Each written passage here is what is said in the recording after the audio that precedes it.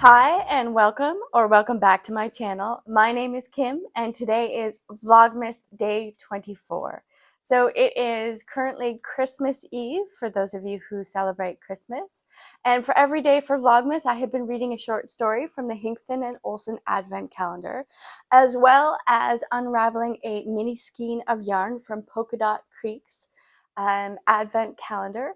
And I have been knitting Stephen West's blanket from his Hibernating 4 collection and updating you with my progress. So let's get to the unveiling and find out what I'll be reading and knitting from today.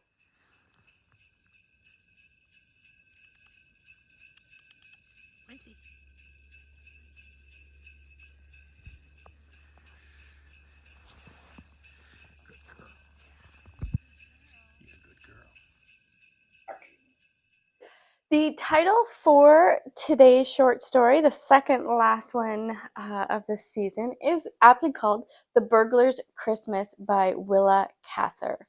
I don't think I've read Willa Cather before. I have heard of her. She was born in 1873 and died in 1947. She was an American writer and the author of novels including My Antonio, Oh Pioneers, and One of Ours, the latter of which won the Pulitzer Prize. Very impressive.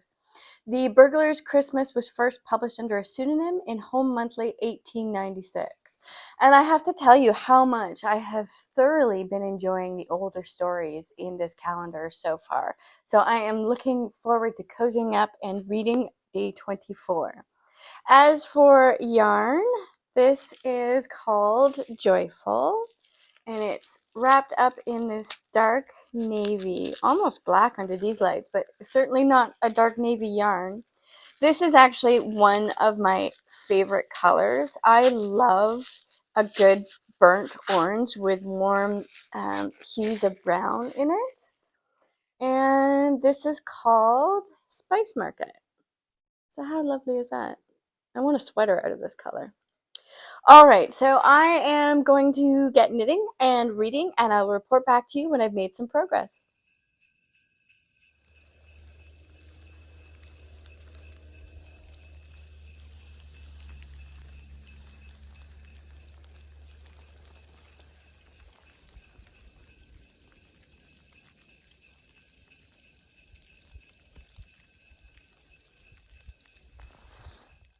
So I finished reading this gem and I found it absolutely charming. It has a real Dickens feel to it.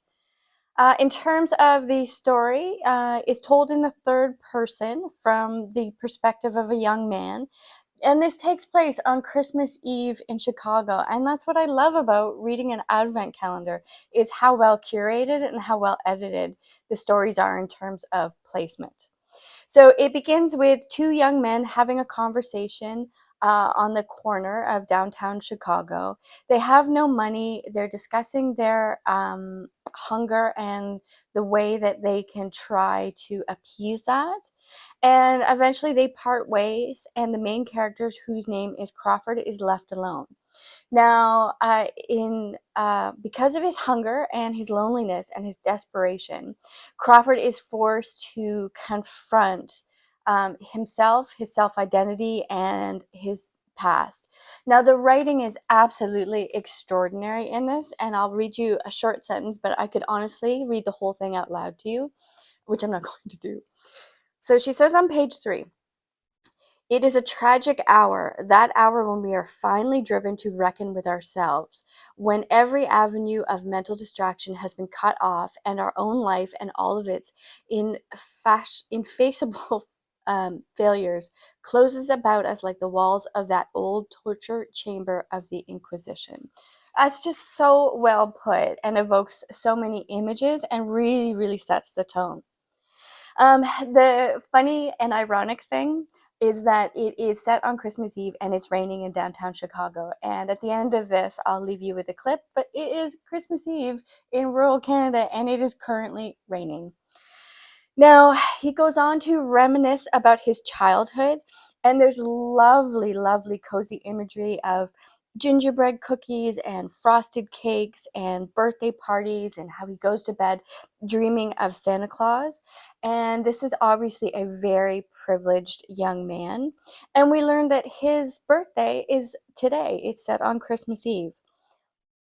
And then he starts to get angry, and he gets angry more about his adult life and how his aspirations or his former aspirations of fame, wealth, and admiration have all gone wrong.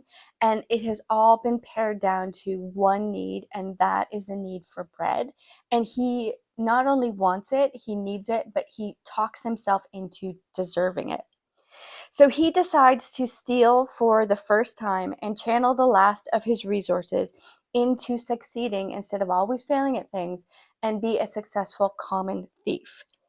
Now, I will leave you there with the plot because I don't want to give anything away, but there are so many lovely imageries, and one of the ones in which I thought was so well done was the character refers to the author refers to William Crawford's life as a forbidden river, and that he loved it only because it was forbidden. This is really a story about love and reconciliation, and I adored it. So as for my knitting, I will leave video clips right here. I am currently knitting away on the third stripe, and I'm about to add in some new colors. And once I get up to the top of the third stripe, then we're going to go down to the fourth and rinse and repeat until we have a lovely cozy blanket to snuggle under while I'm reading all of the good books. So thank you so much for joining me. Please like and subscribe and comment in the description box below. I hope you are having a lovely holiday. There's also a link in the description box to Patreon. If you're so inclined to put a tip in the tip jar, that would be great.